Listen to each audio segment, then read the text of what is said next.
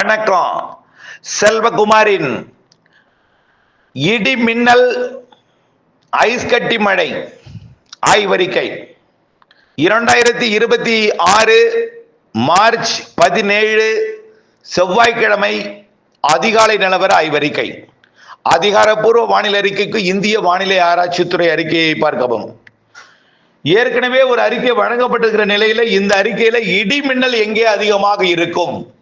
மழை இல்லாமல் சில இடங்கள்ல இடிமின்னலுக்கு மட்டுமே வாய்ப்பு இருக்கிறது, அது எங்கே?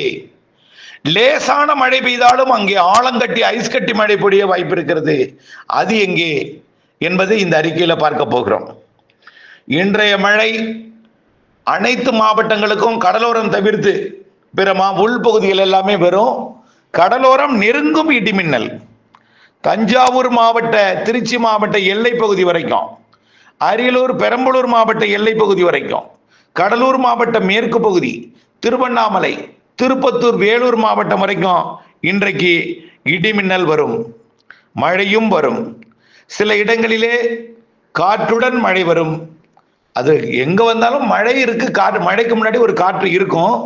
சில இடங்கள்ல லேசான காற்று இருக்கும், சில இடங்கள்ல கொஞ்சம் வலுவா இருக்கும். காரணம் என்னன்னா, ஏற்படக்கூடிய வெற்றிடத்தை நிரப்புவதற்கு ஓடோடி வரும் காற்று.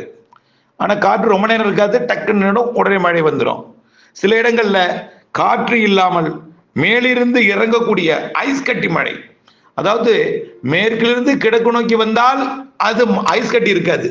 சில இடங்கள்ல அங்கேயே உருவாகி அங்கேயே பெய்தால்தான், தலைக்கு மேல் உருவாக்கக்கூடிய இடத்துல தான் ஐஸ் கட்டி இருக்கும். இப்போ உதாரணத்திற்கு மழை பரவலாகவே உருவாகும், அட் ஏ டைம்ல சில மாவட்டங்கள் பரவலா பெய்யும், அதுல ஐஸ் கட்டி இருக்கும்.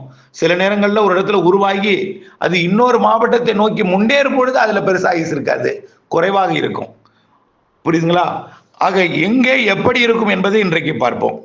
இன்றைக்கு மழைப்பொழிவு தொடங்கும் இடம், இடிமின்னல் தொடங்கும் இடம் முதல்ல பார்த்தீங்கன்னா அது கேரள எல்லையோர கர்நாடக எல்லையோரத்தில் இன்றைக்கு இடிமின்னல் தொடங்கும். முதல்ல கேரள கர்நாடக எல்லையோரத்துல தொடங்கும்.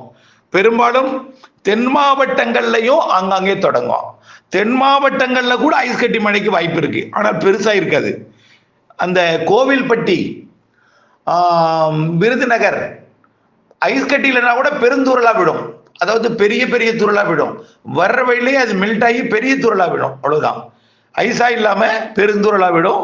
கோவில்பட்டி, சாத்தூர், விருதுநகர், சிவகாசி, அப்புறம் பார்த்தீங்கன்னா தெற்கே இருக்கக்கூடிய திருநெல்வேலிக்கும் மதுரைக்கும் இடைப்பட்ட பகுதியில் வாய்ப்பு இருக்கு. அதே போல திண்டுக்கல் மாவட்டத்திலையும் நேற்று இடிமழை நேற்றுக்கு ஐஸ் கட்டி மழை பெய்யாத இடத்துல தான் இன்னைக்கு பெய்யும். ஆனால் இன்றைக்கு அங்க வாய்ப்பு குறைவு தான். மழை உண்டு, ஐஸ் கட்டி இருக்காது. இடிமின்னல் இருக்கும், ஐஸ் கட்டி இருக்காது. நேற்று பெய்யாத இடத்துல ஒரு சில இடங்கள்ல பெய்யும் ஐஸ் கட்டி. ஆனால் இன்றைக்கு ஐஸ் கட்டிக்கு கூடுதல் வாய்ப்புள்ள இடம் கோயமுத்தூர் மாவட்டம் மேற்கு பகுதி, கேரள எல்லையோர பகுதியில மேட்டுப்பாளையத்திற்கும் கோயமுத்தூருக்கும் இடைப்பட்ட பகுதியில் அந்த ஐஸ் கட்டி மழைக்கு வாய்ப்பு இருக்கு. மேட்டுப்பாளையத்திற்கும் கோயமுத்தூருக்கும் இடைப்பட்ட பகுதியில் வாய்ப்பு இருக்கு. அப்புறம் கர்நாடக பகுதியில் பெரும் கட்டி ஐஸ் கட்டி விட வாய்ப்பு இருக்கு. மைசூருக்கும் நீலகிரிக்கும் இடைப்பட்ட அந்த கர்நாடக தமிழ்நாடு எல்லை நீலகிரி மாவட்டத்தோட வடக்கு சரிவில் இருந்து மைசூர் வரைக்கும் இடைப்பட்ட பகுதி, அப்படியே கிருஷ்ணகிரி தருமபுரி மாவட்ட எல்லை பகுதி வரைக்கும் அங்கேயும் வாய்ப்பு இருக்கு. சேலம் மாவட்டத்துக்கும் வாய்ப்பு இருக்கு, தருமபுரிக்கும் வாய்ப்பு இருக்கு. மழையில் இருக்காது, கொஞ்சம் சமவெளியில இருக்கும். புரியுதுங்களா? அடுத்தபடியா வேற எங்க இருக்குன்னு பார்த்தீங்கன்னா, இடிமின்னல் எல்லா மாவட்டங்களுக்குமே இருக்கும். எல்லாம் மேற்கு மாவட்டம், கடலோரம் இன்னைக்கு கிடையாது, கடலோரம் நெருங்கும். கடலோரத்தில் இருந்து மேற்கே பார்த்தால் இடி முழக்கத்தை கேட்கலாம், மின்னலை பார்க்கலாம். ஆனால் கடலோரத்துக்கு இன்றைக்கு மழை வாய்ப்பு குறைவு, வந்தாலும் வரலாம். நேற்றைக்கு மலையோரத்துல தான் பெய்யும் பார்த்தோம், ஆனால் உள்ளேயும் வந்துருச்சு. இன்றைக்கே வரலாம், அதுக்காக வராதுன்னு நினைச்சு நெல் மூடி அதை திறந்து போட்டக்கூடாது. நிறைய அறுவடை நடந்துட்டு இருக்கு. நேரடி நெல் கொள்முதல் நிலையங்கள்ல நெல் மூட்டைகளை மூடி வைக்கணும். ஆனால் இன்றைக்கு உறுதி இல்லை. தஞ்சாவூர் புதுக்கோட்டை வரைக்கும் உறுதி, தஞ்சாவூர் திருச்சி மாவட்ட எல்லை வரைக்கும் 100% உறுதி, பெரம்பலூருக்கு உறுதி. அதனால அறுவடை தானியங்களை மூடி பாதுகாத்துடுங்க. டெல்டாவிலையும் இன்றைக்கு இரவு மூடி வைங்க. மாலையே மதியத்துக்கு மேலேயே மாலை கடும் மிரட்டல் இருக்கும், அதனால மதியத்துக்கு பிறகு மூடிருங்க. நாளை கண்டிப்பா மூடி இருக்கணும். நாளை 18ஆம் தேதி, 19ஆம் தேதி வியாழக்கிழமை, வெள்ளிக்கிழமை 20ஆம் தேதி 3 நாளும் மூடியே இருக்கணும். மாலை, இரவு, நள்ளிரவு, அதிகாலை நேரத்தில் மழை உண்டு. நாளை அதிகாலை இல்லை, நாளை மதியம், மாலை, நாளை மாலை, நாளை இரவு, நள்ளிரவு, அடுத்த நாள் வியாழக்கிழமை அதிகாலை, வியாழக்கிழமை மாலை, இரவு, நள்ளிரவு மற்றும் வெள்ளிக்கிழமை அதிகாலை மழை உறுதி மூடி வைத்திருக்கணும். அப்போ இடிமின்னலை பொறுத்த வரைக்கும் எல்லா மாவட்டங்களுக்குமே இருக்கும். நாளை கடலோரமும் உண்டு, கடலுக்குள்ளும் உண்டு. நாளை அதாவது புதன்கிழமை நாளை மதிய மாலை கடலுக்கு உண்டு, கன்னியாகுமரிக்கும் உண்டு, திருப்பதிக்கும் உண்டு.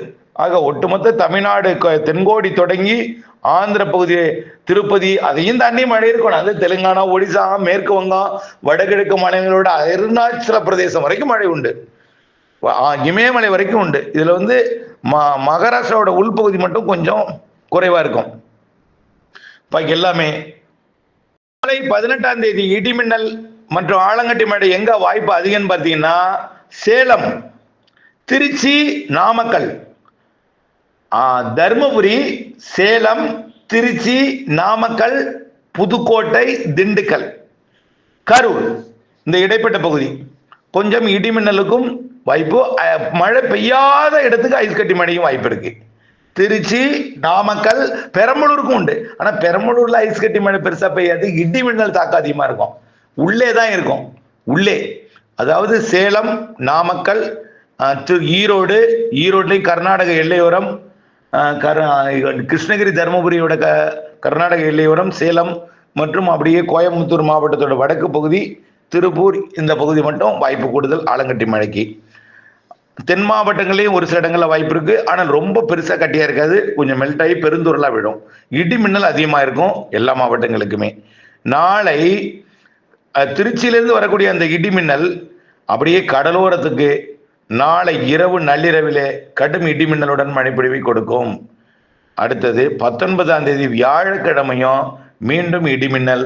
அதுல பாத்தீங்கன்னா வேலூர், திருப்பத்தூர், அதுல எங்க அதிகமா இருக்கும்னு பாத்தீங்கன்னா, மழை பெய்யாத இடங்கள்ல இடிமின்னல் அதிகமா இருக்கும். எல்லா மாவட்டங்களும் மழை உண்டு, ஆனா இடிமின்னல் ஐஸ் கட்டி மழை அடுத்த நாள் எங்க இருக்குன்னு பாத்தீங்கன்னா வேலூர் நாளைக்கே இருக்கும். வேலூர், திருப்பத்தூர் மற்றும் திருவண்ணாமலை வடக்கு பகுதி, அப்புறம் அந்த செங்கல்பட்டு, காஞ்சிபுரம் மாவட்டத்தை ஒட்டிய பகுதி, ராணிப்பேட்டை மாவட்ட பகுதி, ஆந்திர பகுதி, ஆந்திர பகுதியில ஆலங்கட்டி மழைக்கு அதிக வாய்ப்பு. குப்பம், சித்தூர், நகரி, திருப்பதிக்கு தெற்கே உள்ள தமிழ்நாடு எல்லை வரைக்கும் உள்ள பகுதி, திருத்தணி, இங்கெல்லாம் ஆலங்கட்டி மழை நாளை மறுநாள் வாய்ப்புண்டு. அடுத்தபடியா பார்த்தீங்கன்னா அடுத்த நாளும் சென்னைக்கு மழை வரும். அப்படியே அந்த ஆலங்கட்டி மழை வேலூர் மற்றும் கடலோர பகுதி வரைக்கும் அப்படியே பெருந்துரலை மாறி அப்படியே இடிமழையா மாறிடும். இடிமழையா மாறி கடலோரம் வரைக்கும் கடலுக்குள்ளும் மழைப்பொழிவை கொடுக்கும். 3 நாட்களுக்கு கடலோரத்துக்கு மழை உண்டு. புரிஞ்சுச்சா? 18ஆம் தேதி புதன் இரவு நள்ளிரவு, வியாழன் அதிகாலை, வியாழன் மாலை இரவு நள்ளிரவு, வெள்ளி அதிகாலை, வெள்ளி மாலை இரவு. புரியுதுங்களா? இதெல்லாம் மழை உண்டு. அடுத்தபடியா இடிமின்னல் மழை எல்லா மாவட்டங்களுக்கும் உண்டு. மழைக்கு முன்னாடி ஒரு காற்று வரும், காற்று வந்தோன்னா மழை வரும். முதல்ல மின்னல், அடுத்தது இடி சப்தம், அப்புறம் காற்று. அப்புறம் காற்றுன்னா ரொம்ப நேரம் இருக்காது, மழை நின்றுடும். கொஞ்ச நேரம், சில இடங்களில் நீடித்து 1 மணி நேரம் கூட மழை பெய்யும். நேற்று சர்வசாதாரணமாக 2.5 சென்டிமீட்டர் மழை பெஞ்சிருக்கு கோயம்புத்தூர் மாவட்டம், சூலூரை ஒட்டி இங்கெல்லாமே. ஆகவே நல்ல மழை இருக்கிறது. வானிலை அப்டேட்ஸோட இணைந்திருங்கள். மாலை சந்திப்போம். இன்றைக்கே டெல்டாவிற்கு மிரட்டும். நாளை உறுதியாக மழை உண்டு. கடலோரம், எல்லா கடலோரமே. நாளை இரவு, நாளை மாலை இரவு, புதன்கிழமை மாலை இரவு, வியாழக்கிழமை அதிகாலை. இணைந்திருங்கள் அப்டேட்ஸுடன். நன்றி.